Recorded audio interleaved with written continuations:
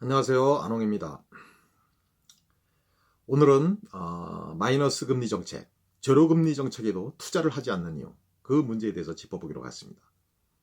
지금 최근 우리나라에서도 0%대로 금리를 대폭 인하하고 처음으로 0%대의 금리 실험에 나서고 있습니다. 과연 이 정책이 성공할 수 있을까요? 지금으로서는 성공할 가능성이 적습니다. 왜 그럴까요? 이를 위해서는 먼저 서구의 마이너스 금리 정책이나 양적 완화 정책의 그 허실에 대해서 먼저 알 필요가 있습니다. 서구에서는, 특히 EU에서는 지금 마이너스 금리 정책을 하고 있는데 그럼에도 불구하고 투자나 대출이 이루어지지 않고 있습니다. 사실 공짜 돈이 넘쳐나고 있고 오히려 돈을 빌릴 때 돈을 추가로 더 줍니다. 그래서 그 돈 가지고 0.1%의 투자 수익률만 있으면 그곳에 투자해서 막대한 투자 수익을 거둘 수가 있습니다.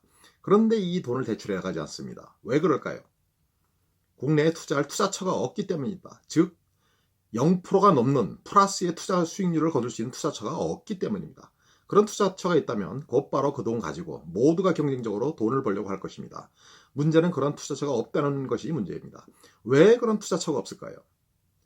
이 문제를 이해하려면 이웃 일본을 우리가 살펴볼 필요가 있습니다. 일본의 경우 오랫동안 제로금리 가까운 정책을 추진했습니다. 그러나 국내에 투자가 이루어지지 않았습니다. 왜 그랬을까요? 일본에게는 중국이 있기 때문입니다. 바로 이어 중국에 가면 10분의 1 가격으로 웬만한 것을 다 만들어 올 수 있습니다. 그러니 섣불리 투자할 수가 없습니다. 섣불리 투자했다가는 바로 똑같은 물건을 중국에 가서 그 반의 반값으로 만들어서 바로 들여오기 때문에 그 기업이 바로 망하게 됩니다. 따라서 섣불리 투자할 곳이 없습니다. 자, 이렇게 되면 투자할 돈, 그 많은 돈들이 어디로 갈까요? 크게 세 곳으로 갑니다. 첫째는 버블 투기처럼 몰리게 됩니다. 부동산 버블, 주식 버블 같이 돈이 많아져서 돈을 낳으면서 그곳에서 버블이 일어나서 그 버블 수익률을 노리고 돈들이 모이게 됩니다. 두 번째는 부채 소비력이 증가합니다. 즉 이자가 없기 때문에 그 돈을 마구 빌려서 소비를 크게 확대하는 겁니다. 이러한 부채 소비력을 기반으로 해서 경제가 버티게 됩니다. 세 번째는 해외 투자를 많이 합니다. 이 돈들이 국내에 투자할 돈이 없으니까 해외로 나가서 해외에서 각종 투자 수익률을 거두고 특히 해외에는 플러스의 투자 수익률을 거둘 수 있는 곳이 많기 때문에 그곳에 가서 투자해서 많은 수익률을 거두게 됩니다. 이에 따라 국내에는 투자가 이루어지지 않고 이러한 그 간접적인 투자 효과만 거둘 수 있습니다. 결국 이러한 그 마이너스 금리, 제로 금리의 정책은 기본적으로 크게 두 가지 효과를 가지고 그 경제를 살리는 효과를 내고 있다고 볼 수 있습니다. 첫째는 아까 말씀드렸듯이 부채 소비력, 그러니까 무한 부채를 쌓아가지고 그 소비력을 통해서 성장하는 겁니다. 지금 많은 기업들이 엄청난 부채 소비가 부채력이 증대하고 있고 국가 부채도 엄청 증대하고 있고 가계 부채도 증대하고 있습니다. 그런 부채 소비력을 이용해 가서 지금 성장이 버티고 있는 것입니다. 또 하나는 버블 소비력, 특히 주식이나 부동산 가격이 오르는 것을 보고 그 가격 오른 만큼 소비를 하게 됩니다. 이러한 효과를 누려서 소비를 확대해 가지고 성장을 유도하는 것입니다. 결국 이러한 것은 무엇을 말하느냐?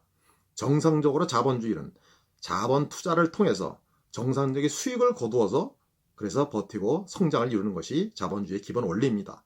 그러나 지금은 부채 소비를 통해서 버블도 사실 부채 소비인데요. 이런 버블과 부채를 기반으로 해서 성장을 하는 이걸 부채주의 성장이라고 할 수 있겠습니다. 따라서 자본주의는 사실상 끝나고 이제 세계 경제는 부채주의 성장을 기반으로 해서 억지로 유지하는 상황입니다.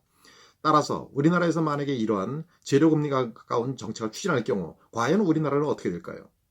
우리나라도 지금 투자할 곳이 없는 것이 문제입니다. 모든 투자가 버블 투기처, 부동산 버블, 주식 버블 또는 해외 투자 아니면 대부분 부동자금으로 떠들고 있습니다.